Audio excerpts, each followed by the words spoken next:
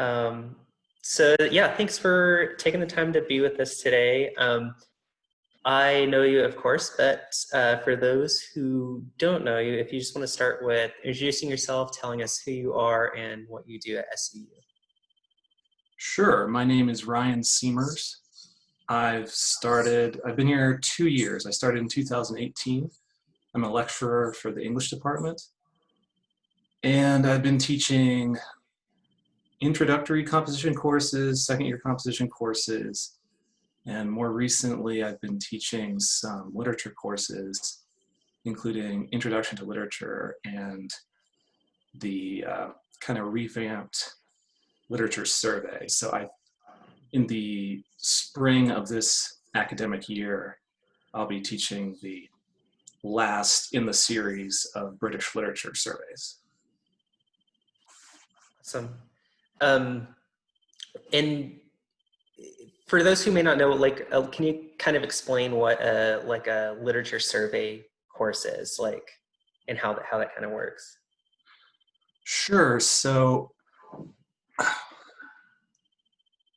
for a long time, English departments have been invested in the idea of providing our students with a broad understanding, kind of a broad historical overview of English literature. And the survey courses are designed to give students that breadth. We sacrifice a lot of depth in doing that because, a lot has been written Right. in the history of the English language, and we have to go through them really quickly and be very selective and select little tiny bits. Mm-hmm. And there is, of course, a lot of debate, and has been a lot of debate, especially since the 1990s, surrounding questions of, well, which little bits do we foreground and which ones do we kind of gloss over? Mm-hmm. And the English department has recently changed the structure of their literature surveys. There used to be, I believe, 2 surveys for British literature. It's literature centered on Great Britain and the United Kingdom. And there were 2 surveys on American literature, and then there were 2 surveys on continental literature, and then there was world literature in there somewhere. Okay.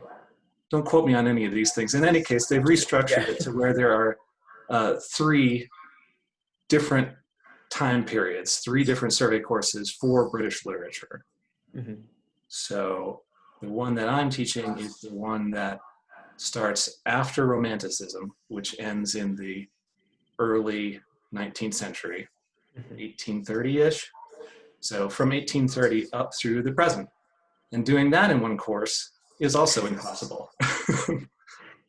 Yeah, I mean, it sounds extraordinarily difficult. Do you have a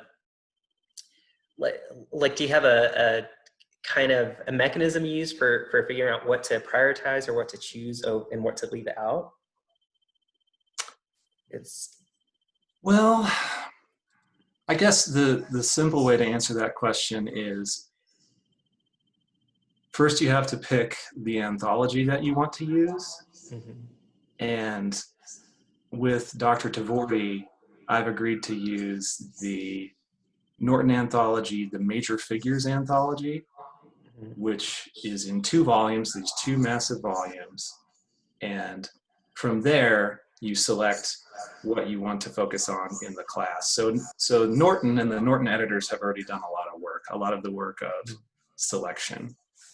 As far as what to pick after that, what I did this last semester when I taught the previous version of this course, so the timeline was a little bit longer, I used what's called a blank syllabus for part of the syllabus. So students were able to select the works that they wanted to present on and then have us discuss as a class.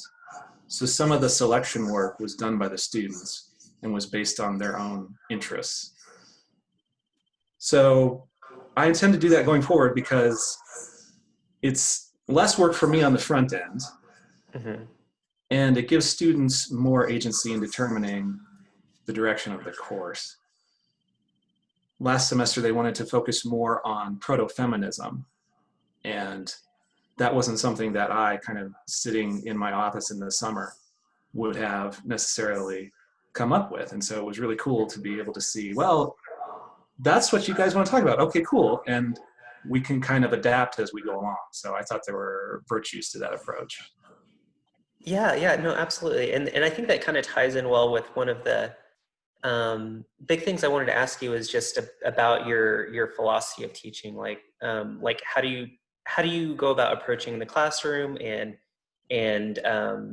kind of navigating that weird space between what you have to offer the students in terms of, you know, pure transmission or lecturing or whatever versus you know, what the students are bringing to the class as well, right? If that makes sense. Philosophy of teaching. I didn't know you were going to go this way, Christopher. This is interesting. Well, I figured. Well, you're a philosophical guy. I mean, Oh, sure. this feels like a question that would be right up your alley. Well, no, that's true. I mean, as much as possible, what I try to do is, in the beginning, I see the classes having a trajectory where I slowly diminish in the classroom. At Right. least that's the ideal. I'll start just physically in the front of the classroom. I'm thinking my composition classes now. I'll start physically in the front of the classroom. We'll start with lectures and more material directed by me. And then by the time we get to the end of the class, the students are basically running everything. And I'm actually physically sitting in the back of the classroom, as well as metaphorically being less involved. So what I want to do is to present my students with the tools to guide their own learning. And I would Mhm. like to transition over the course of the semester from being more in the foreground to more in the background. So my ideal, I suppose, for most classes, and this would include literature classes, is to not be that prominent in discussions. If I can see the students kind of managing their own discussions on their own, responding to each other, I like to use students as discussion leaders, Mhm. especially in the latter half of the semester. So the more that they can run things, the happier I am. Yeah, well, and that makes sense. And I think we all know from various experiences that you want the teacher to be happy, and then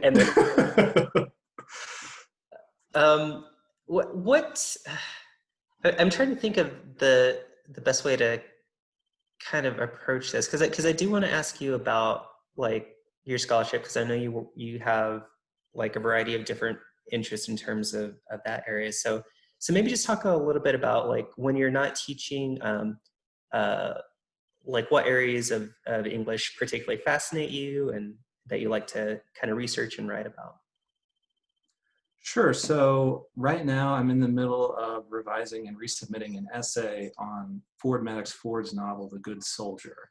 Mhm. And that piece is a version of a chapter of my dissertation. Now it's a book project. After you get your PhD, your dissertation becomes a book project. Um, the focus of that project is on the history of the novel. Mhm. And my argument is basically that the secularization of ritual confession. So ritual confession is the Catholic sacrament of penance, Mhm. where, you know, I'm sure some of our viewers, if we have any, have seen depictions of people going into a Catholic church and confessing their sins to a priest. That's the sacrament of penance. That's ritual confession. Right. So my argument is basically that that ritual has a variety of unintended consequences for the novel, and particularly for the modern novel.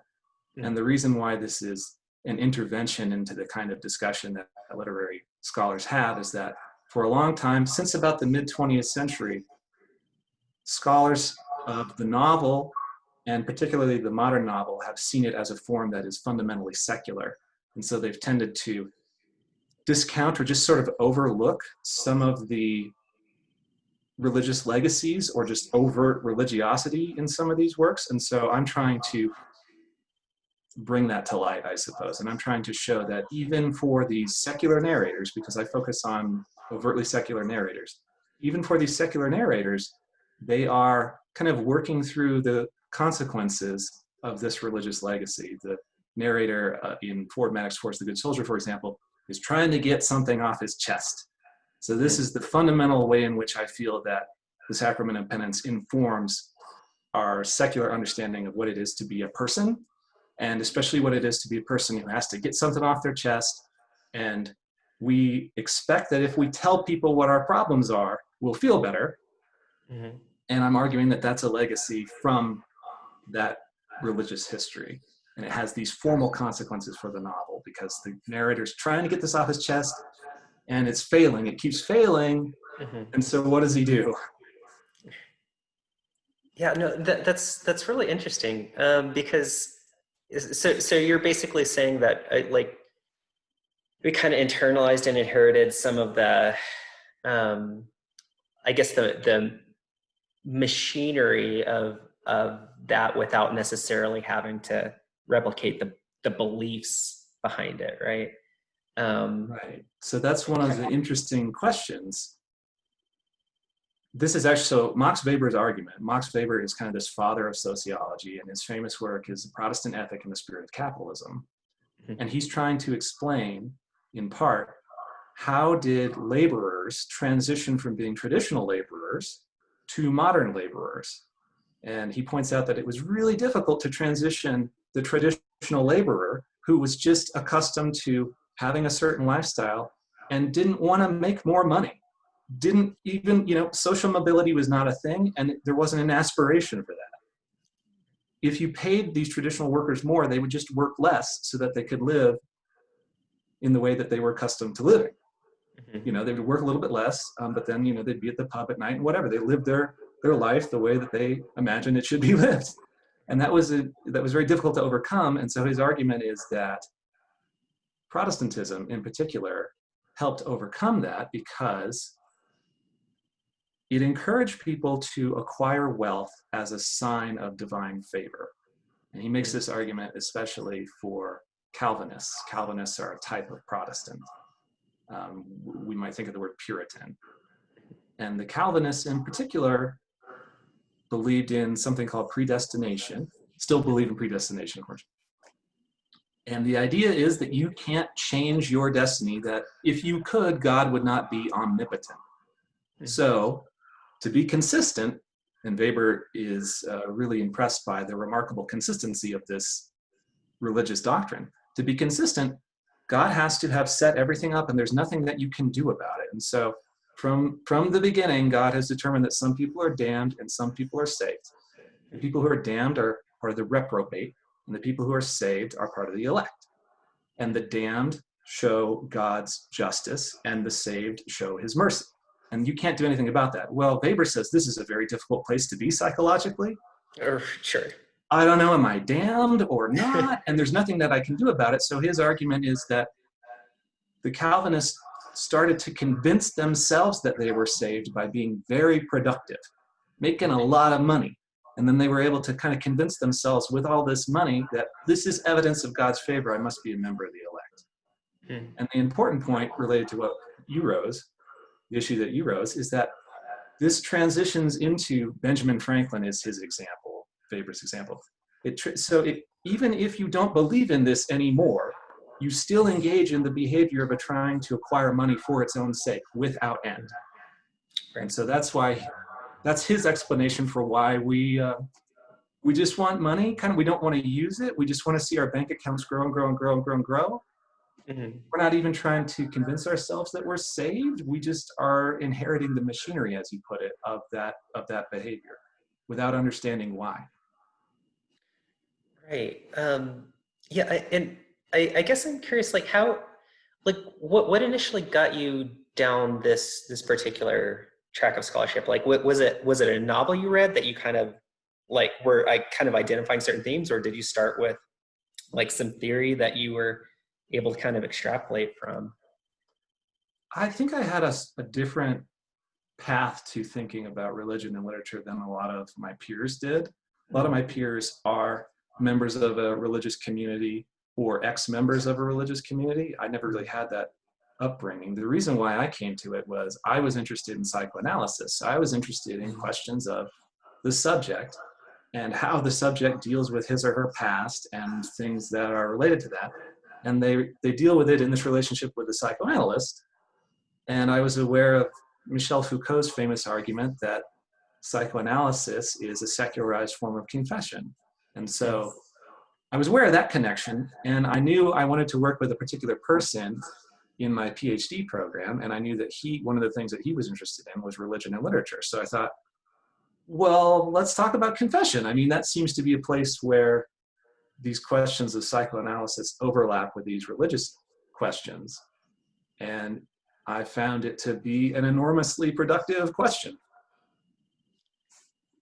No, that's really interesting. And the reason I ask is because I feel like a lot of students, well, maybe outside of English majors who, have maybe taken an English 2010 class and some of the introductory courses.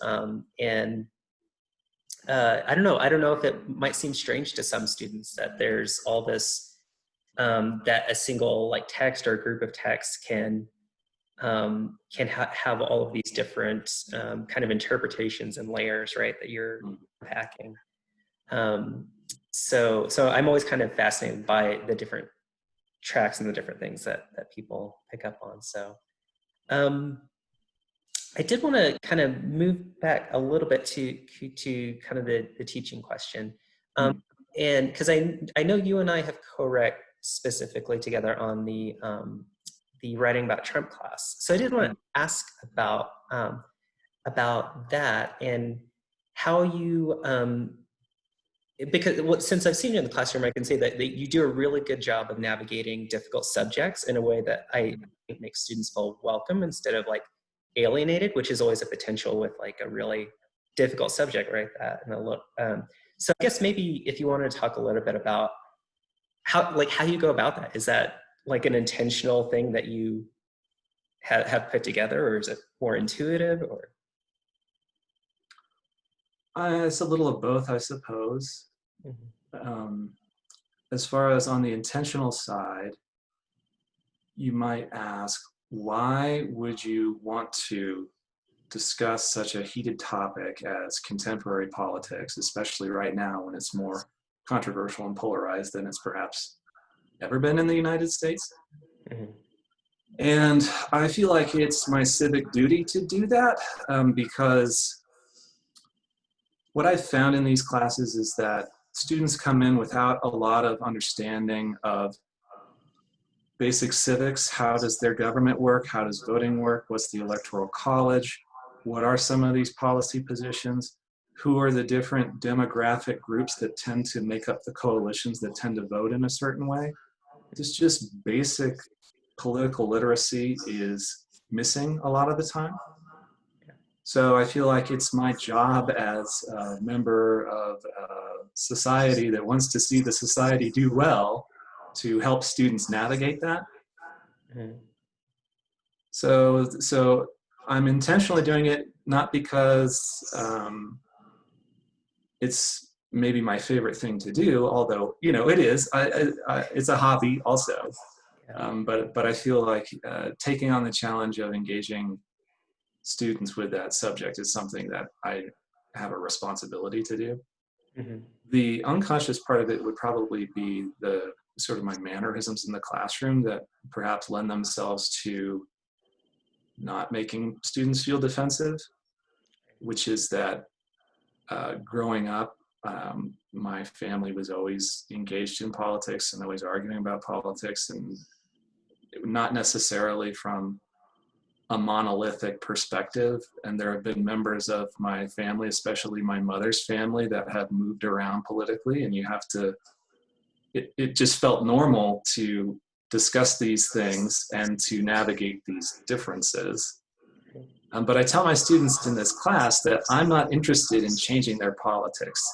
That's something that a lot of them are concerned about, that I'm there to indoctrinate them. Excuse me.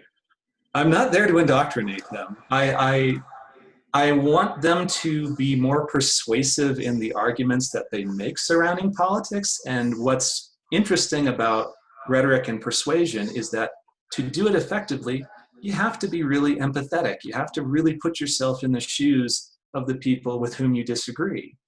And so making this kind of pragmatic or utilitarian argument that, hey, you want to convince other people to do what you want them to do or think what you want them to think, right? Well, we're going to have to understand who they are and why they think differently right now. And I think that exercise succeeds in making them more persuasive, but it's also a good exercise in encouraging some even loose sense of solidarity with other citizens that, you know, if you want to change policy, you have to think about people who don't agree with you already. So it's kind of built into the class is the idea that you have to move outside your comfort zone, move outside your echo chamber, become conversant in some of these other discourses that are happening in these other groups. And that gets back to my feeling of responsibility for the civitas, for our kind of collective life together, that I feel like I need to help people be able to do that. Right. Well, and I think that's really interesting because you're talking about kind of the classroom, like moving from like the importance of rhetoric and stuff, right? And how it has like very real material impacts on things like empathy, solidarity, and things that have kind of affect us in everyday life, which ties in with something that I wanted to ask you specifically, because I interviewed Todd Peterson earlier, but he kind of talked more about the creative writing side of things. But since you work more on kind of like the theory and literary criticism side of things, maybe if you could talk a little bit more about how that does actually, you know, how that can actually impact your daily life or students' lives, right? Because I think the at least from what I've seen, maybe a lot of students or people who haven't taken a lot of English classes will come at it from a place of, oh, it's all just so hopelessly abstract, it doesn't really have any bearing on real life, right? So maybe if you could kind of unpack that a little bit. So what is the relevance of literature to real life? Is that kind of the question? Yeah, and exactly, and studying it and interpreting it, right? Yeah, I saw that interview with Todd, and I think you framed the question in terms of if we're thinking about the same thing. What do you read to kind of give you solace in these turbulent times? And so I suppose that's one way people look at literature, which is that it's an escape or something that's comforting, like a safe place to go when the rest of the world doesn't seem like it makes sense. Right. And that's certainly a value of literature. I tend to think of it a different way, which is that, I mean, I guess we have to back up. Sure. In order to figure out what the relevance of literature is to real life, we have to first figure out, well, what is the purpose of life? Yes. So I'm going to do that for you just really quickly. You can disagree with me, of course, but I'm kind of an Aristotelian on this question. So Aristotle is a famous philosopher, and his work on ethics is called the Nicomachean Ethics. And we think that it was written for his son, Nicomachus, but who knows? Anyway, the idea is he's writing and he's telling us how we're supposed to live. And his argument, to just kind of encapsulate it and maybe be a little overly reductive here, but anyway, his argument is that contrary to what most of us think, that, oh, you know, go ahead and live your life how you want, you know, whatever you like, do that thing. He has a hierarchy, and at the top is contemplation. So for him, the best type of life is a life of contemplation, philosophical contemplation. So maybe this is just, you know, for him an exercise in kind of philosophical narcissism. But I find it persuasive because I kind of agree with him that thinking about things, thinking about big things like truth, beauty, what the purpose of life happens to be, these are kind of the highest order things that a human being can do. And maybe not everyone enjoys it, but certainly if you were to ask me, would I be willing to kind of get rid of that stuff and do a life focused on something else? Absolutely not. So I'm persuaded that the contemplative life is the most human life, let's put it that way, the most fulfilling of human potential. So with that being the good life, what role does literature play in relationship to that? Well, literature is texts that aid that process of contemplation, texts that help you think about, how am I supposed to relate to other human beings? what is beautiful, what is true, and of course texts that question those things. So even if you go in a kind of postmodern deconstructive mode, you're still thinking about truth, even if you're arguing that, well, we have too unitary an idea of what truth is. There are many perspectives on truth. Okay, well, you're still engaged with that question. So my favorite texts are the ones that help me do that. And you can have solace. It can be a kind of escape, but I think it's much more important than that. Literature helps you lead a good life. Mm-hmm. Literally, like the act of reading the text and thinking about the text is the act of living the most human, the most fulfilled life, according to Aristotle and me a little bit. So if you have a different philosophy of life, obviously that's not your thing. But to me, it's just a weird question to even ask. What is the relevance of literature to real life? It's like, no, what are you talking about by real life, and what is the relevance of that thing? And normally people are talking about a particular kind of work. What is the relevance of that thing to the good life? I would flip the question around. What's the relevance of your job to a good life? Not what's the relevance of literature to real life. Literature is the highest form of life, sir. Right. Yeah. Well, no, I mean, that's a fantastic point. And I'm really glad that you kind of took it there. Because I do, and I don't want to frame like students as thinking in some monolithic way, but but I have noticed like maybe there's some anxiety among students about like, especially if they're considering like, oh, should I like be an English major or philosophy or whatever, versus something, quote unquote, more practical or more. And from what I'm hearing you say, like really in terms of living a good life, like these kinds of pursuits are some of the most practical things you can do, right?